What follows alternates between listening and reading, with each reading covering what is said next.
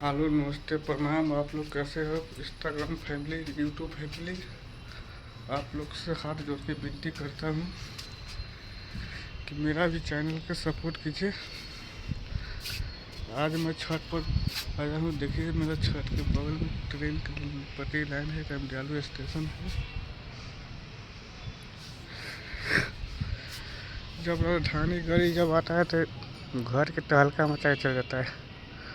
इसे तो पता ही होगा आप लोग का। कोई नई आदमी इस जगह पर आ जाता है सोने के लिए तो पहला 2 दिन उसका भी पता चलता होता है।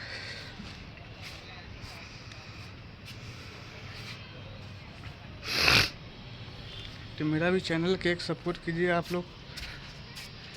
एक चैनल सपोर्ट कर दीजिए ताकि मेरा भी कुछ सहायता मिल सके। यूट्यूब चलाने के लिए मोबाइल लोन पर लिए थे, लोन तक खर्च सर गया।